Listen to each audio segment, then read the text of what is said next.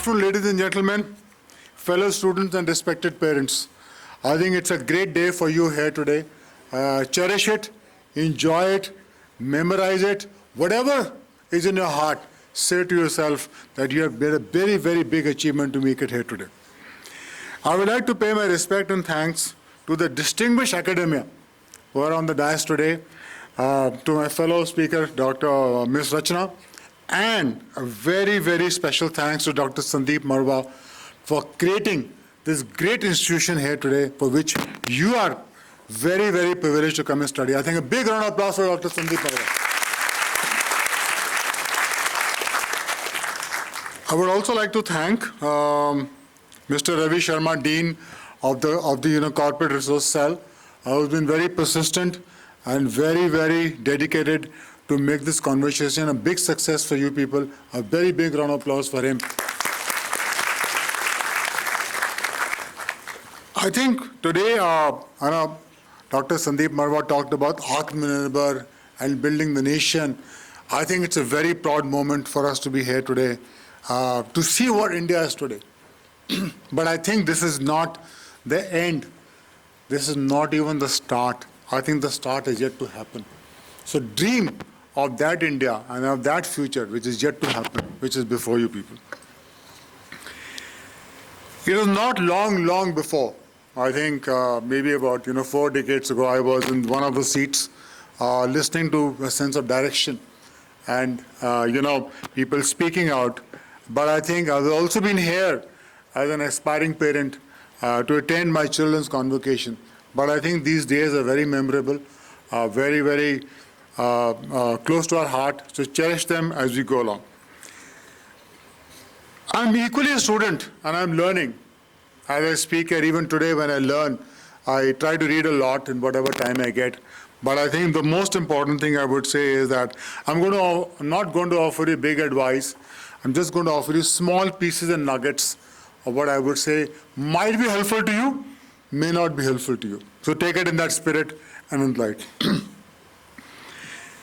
As I am also transforming from being an active leader, from being a managing director, I'm handing over to somebody. I'm going to transition to a coach, to supporting an organization achieve its goal. I'm also assimilating my thoughts, and some of the thoughts I'm going to share with you in this room here today. My first learning is of gratitude. One must always have gratitude. And the first set of gratitude we must offer to our parents who brought us today in this world here today.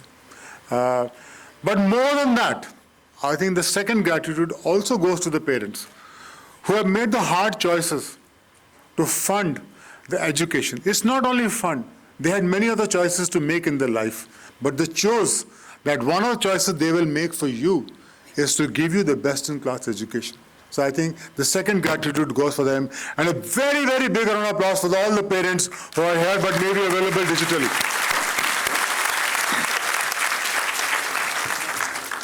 My second gratitude, and always be, and I'm sure this is very, very philosophical today here. Some of you do, some of you don't, but I think in every way it does, is to thank Almighty, is to thank God, because He's a very silent navigator of where He believes you should be. Many times we believe, I should have got 98, I got 95. What happened? Maybe there is a destiny for you. Everybody has a destiny, and believe you me, if you're conscientious, if you're honest, you'll make it there. And have the second biggest gratitude is to Almighty and say, thank you God for me being here today and for making it. And my third gratitude is to all the teachers, all the faculty members who are here today, who are maybe on the dais, maybe in the audience, maybe a school teacher, maybe a nursery teacher, who have also made a choice to take a profession to teach you. And I think a very big round of applause for the academia in the room today.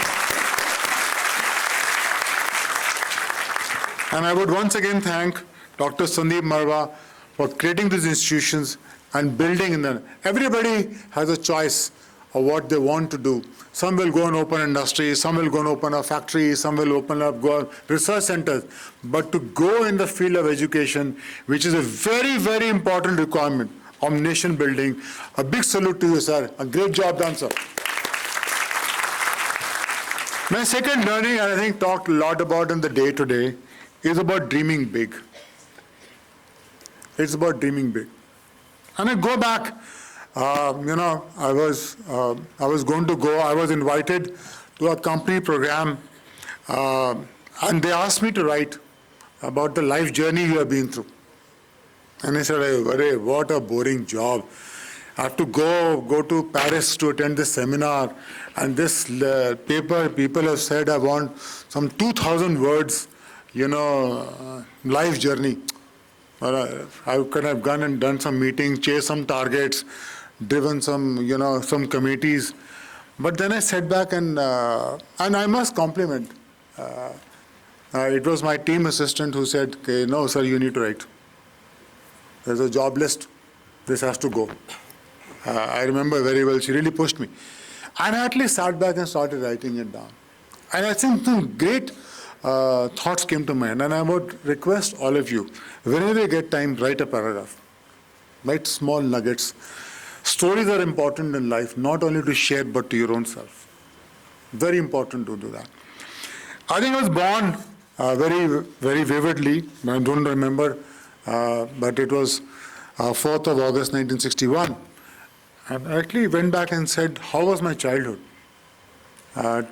Born to a humble set of parents who were all settlers from Pakistan, who came and started building a new India, a new nation, and new Bharat for them. And for them, the dream for the child, for the only son, and the dream for the country were in complete harmony. They were in complete harmony. I remember all the discussions we used to have in our house. Both my parents would say they were very rich, all the wealth, nothing but started. But they never were disheartened. They never shared their disheartening with me. And they always had one dream, one dream, which was break the barrier of the past and secure the future. Break the barrier of the past. Let not the past worry you, but secure your future. I think their tan, man, dhan, jo unke haath mein tha, unhone education mein lagaya. They put me in the best of schools. I think significantly way ahead of their resources. And I'm a proud, child out here, maybe tears in my eyes. People talk of women empowerment. People give lectures of women empowerment. And I look back, and I'm talking of 1961, which is just 10 years after potentially we got India independence. All the three sisters worked. They all worked. And my mother worked in a corporate job from 9 o'clock in the morning till 6 o'clock in the evening in 1955. To me, this women empowerment is a very fashionable word. I think it's all equals. How we see it, how we enrich it, how we go for it, and how we respect it is all in our hands. So I think they were the people. To all the women, to all the mothers in the country, a big, big round of salute to you. I think I'm a product of their dreams. They dreamt big. They dreamt what they wanted me to be. But I'm sure you will experience it. There'll be many disappointments. I'm sure in my journey in school, many grades didn't come their way. Many classroom teachers did not speak the right words, but they never left behind. Okay, here's a failure. They said, okay, keep going for it and keep achieving it and keep going out there. And I think in my life, I owe a lot to my family, to my children, to my wife, to my mentors, to my friends who always stood behind me in those dreams. So I think big round of applause for all those people who are with you. My third learning is about companionship. Now this is a very, provocative situation in today's internet world. I remember as a small child, I would go from home, carry that, whole jar of, to buy milk, and had a friend with me. We would walk up to the mother dairy, buy the milk, come back home, give it to my mom. And I think those half an hour, those two friends, what we discussed, are still very memorable and very vivid in my mind. I think companionship is important. in the today's internet world, and I think because of the pandemic and the COVID-19, a lot has been taken away from us. Go back and restore it. I think the main ethos is to have good company. And good company is not people who sing praises for you. Good company is people who are be a good sounding board for you. Have good friends, have good companionship, who are always there to give you the right set of advice. Not always good, not always bad, but to be a very, very good sounding board for you. Develop it. Is difficult at times in a competitive world to say, how do I do it? If I share, will somebody get ahead of me? Not me, but it's difficult at this age to recognize it, but I think companionship is very important. Develop it, nurture it, and invest in it. It's very important. It'll play you a long way as you will go along to build a career. You enter in the corporate world. Some of you already have jobs. Some of you have already started practicing, but build the companionship in that place. My fourth one, much talked about, is about value systems. I went to a school which is run by the church, and I used to maybe class 7 or class 8. They used to have a class called moral science. There used to be a very thin book, maybe 40, 50 pages, 100 pages. There used to be a history teacher or a civics teacher who would come and take the class on moral science. And I sort of wonder why is this being taught. This is one of the most boring classes. But I think much after I left school, much after I left college, when the struggle happened in life, and believe you me, you will have the struggles in your life. Don't ever believe you will not have struggle. There are certain value systems you'll have to lean upon. And those will be very important steps in your life. Debate them, ingrain them, whatever they are. I'm not going to say that a set of value systems were good, these are bad, or these are good, or these are bad. There is no good and bad. It's your own value system. Debate it, discuss it, but live by it. It will come in handy to you in a long way in your career. And I think it's important to have the value system, but more importantly, to live by them. And that's important. My last one, and this is really a revelation out of the COVID-19, is to build relationships and interdependence. I was really humbled when I met a nursery teacher who teaches class 3 and class 4 children during the COVID period. And she was very upset. I asked her, why?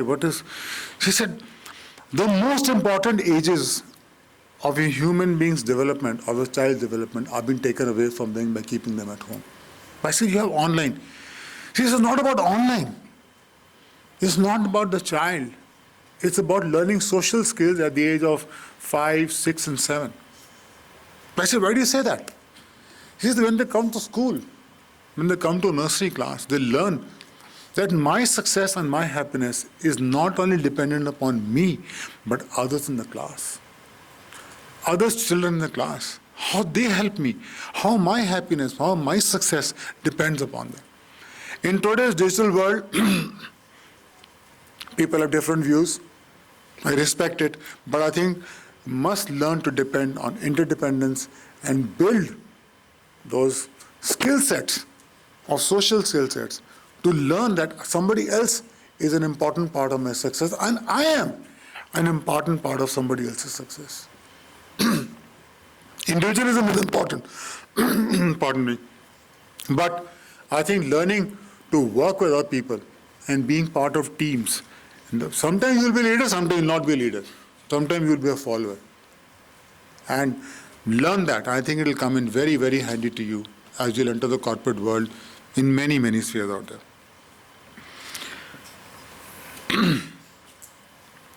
With this, I'm going to come to an end of the experiences I wanted to share with you. And I wish you all the best of luck and success. But 2 things I will tell you, or 3 things I would like to tell you. 1, be always brave. Never shy away from any adversity, any challenge before in your life. More importantly that I would say, have the courage to accomplish. There's a lot to be accomplished out there in the world. Everybody has a path. Everybody has a destiny. Go for it. Be brave, be courageous, and I think a lot to waiting on. And before I close, I think the COVID-19 is not behind us. There are still situations. So be healthy, follow guidelines. You are the people who are going to build the nation and set the example for everybody out there. And my last piece, which I'm going to tell you, develop the skills to be a global citizen in tomorrow's world and age. The passports of tomorrow are not going to be a nation. The passport of tomorrow are going to be the skills and the attitude and the accomplishments you're going to carry out there. Nations are going to value people who have the skills, who have the capability to deliver, not the origin of a country out there. Thank you very much. It's really been a pleasure to be here.